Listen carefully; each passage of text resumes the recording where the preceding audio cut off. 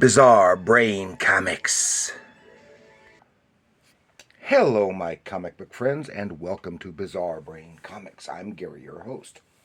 And this is where I like to take a look at some older comics, talk a little bit about the characters and creators, and examine the stories and the art. But this time around, I'm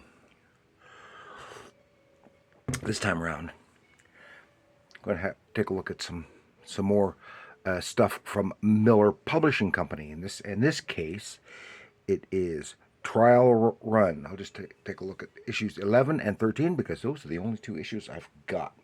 Now, in the past, it's a little over a year ago, I did, or thereabouts, I did an episode on Wildman. It's Wildman and Rubberoy from Miller Publishing by Grass Green. A couple weeks ago, I did one on Scorpia. There she is, Scorpia. And then just about a week or so ago, I did one on Rabid Rachel. And these are what could fit into the category what some people call power comics or outlaw comics. And then of course the guys at Power Comics, they have this is the kind of stuff they do all the time. That's all they do, and they have the what they call the epitome of Power Comics is John Tar, and they in cooperation with now I forgot the name of the publisher. Well, let me take a look here. That's Floating World Comics. Power Comics guys and Floating World Comics have gathered together all of the John Tar books into this one volume, The Complete John Tar, which I got for Christmas, and I'm still reading, and I might do one on that sometime in the future. But they also published a title called Trial Run, which was an anthology book, and various things. And this, I'm sure that if they haven't talked about it, I'm sure this stuff would, most of this stuff would definitely fit into the Power Comics category. Definitely. Same publisher and some same creators. Now this trial run has a lead story. It's only 5 pages long, of Kiefer Robotronics Inc. He says, the Cosmopolitan comic. He's back. He's Barney, and you thought those other guys had an attitude. And it has some, just almost pure, just a slight yellow, and I'm not sure, that's not even age, just a slight yellow in the yellow-white in the background. So, but then these characters has some, I mean, definitely not professional quality art, but it is very, very decent, for what it is, and I like it. In fact, and this starts off right here. Now, this is just a chapter in a continuing story. They have published earlier stuff, and but this is all I got. And this is just one chapter in a longer story. Here's the villain, and the villain is a robot. He's a rogue robot, and he has had some with some other robots. This is sometime in the future. I think they give the year, but it doesn't matter. And his name is Lord Elroy. Must be from the Jetsons. And he has with some other robots who are now been deactivated. And this looks like Frosty the Snowman, are menaces. And apparently in the previous chapter, he had destroyed the, what did they call him? Kiefer, which was like a robot police officer who was is out to stop him. stop this guy and this robot Elroy.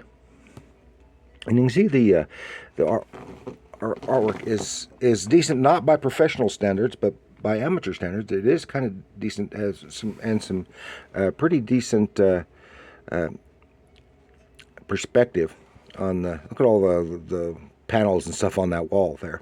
And this is in the control room, because they need, Elroy is a menace, and they need somebody to take care of it. So they're going to reactivate someone who is problematic himself, and that is Robot Barney, Deputy Barney, obviously from Barney Fife. But it's very, and I wonder if this robot is influenced by, the design of the robot is kind of influenced by the robots from Magnus Robot Fighter. And it has some like that there. It's a nice panel, nice figure there. And I think the artist was strongly influenced by, this is from 1992, strongly influenced by some of these, the artists who broke off and started Image. So it has a very Image look to it. And then, so they reactivate Barney, and then Elroy is off to do his next bad thing, and then it's continued. I'd like to have seen more. I like that, so I like that better than this longer one, which is Business with the Beast. And it's just some corporation, and they've recently teamed up with Evil. They're having a convention, getting their people all together in this convention and having programs and stuff, and introducing their new partner, Evil. And he's got talks about all his evil plans and tells about some of the evil things people have done. And it turns out that the person he works for is just all talking more about evil stuff. The person he works for is one of the four horsemen of the apocalypse. Now I'm not going to get into that story too much. It has some nice moments in the artwork in here. It has a definite, more of an underground look to it, to my eye. Okay, and then we get, oh, what's this? This is here, Assassin, and it's what, an autobiographical story. Oh, and here's another one. It's a First Step. It looks like a different art style, but there's something similar about him. It's about some prehistoric men. Who could have done those? Well, I did those. Yeah, those were my stories. Those were my contributions to that issue of Trial Run. Then we have another Trial Run, 13, the only one I got. It looks like they made, and this is back to superheroes, and it has very, very much an amateur Image kind of look to the art. I think Rob Liefeld and probably John Byrne were strong influences on this artist. They made a mistake in the design of the cover, and they didn't completely cover it up, because when they stuck this on the front over that, where don't miss a single issue. It's Future Shock #2. This is a longer story, and I take it that Future Shock had their own title, and then were putting the more of the story in Trial Run.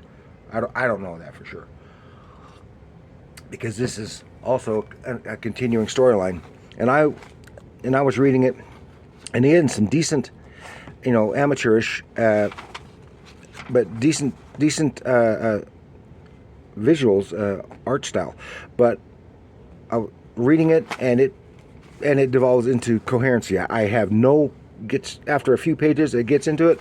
I don't know what is going on. I'm sorry to say. So I can only talk about the art. And since it becomes kind of incoherent, I can't say anything about the positive about the panel-to-panel continuity and visual storytelling, other than in the first couple of pages, which is okay because there's mostly talking heads. But after that, it's just the lettering. It's nicely styled lettering, but it's kind of stylized and is so small it is very difficult to read, and especially in some panels when it's even more stylized. But as far as the events, they're just jumping around and have no clue what the heck is going on, unfortunately, because I would have liked to have actually understood and known what was going on. And then here's another story by the same guys who did that one about the Evil. and spare parts. And again, I don't know what's going on. It looks very undergroundish, very undergroundish to the art style. And I couldn't even read it because I couldn't figure out what was going on. It was too incoherent, I'm sorry to say. But the artwork is not unappealing. It's just unusual. I have no problems with it. And then here's Strange Visitors. Oh, some weird stuff, and it's got ducks. Who could have done that? Well, again, that's another story that I did. Oh, and one thing, so I had a few stories in this trial run. I forgot to mention on the inside back cover is just a single one-pager by Joe Zabel. I talked about Joe Zabel before because he wrote and drew that Green Skull mystery story that I did a few weeks ago. So then that's that. So here, these, I'm sure just about anybody would agree, are definitely Power/Outlaw comics. And I have others, but this is all I've got from Miller Publishing Company. And I had misplaced these. I hunted for years, could not find them. I could not find them. And I found them by accident just a few weeks ago. So I had to cover them. So that's what I've got for you this time with my interpretation of Power Comics or Outlaw Comics. So please like, share, subscribe. Let me know what you think of this stuff. These are all from 1992-ish. Wild Man was older than that because I bought that separately. But that's all I got. And let me know what you think in the comments below. Now, you've seen Rabid Rachel and seen these others before. So you can mention those too. But I'm mostly interested in the trial run and the whole thing and all of them as a whole. Let me know what you think. And remember, comics are art. I like that cover.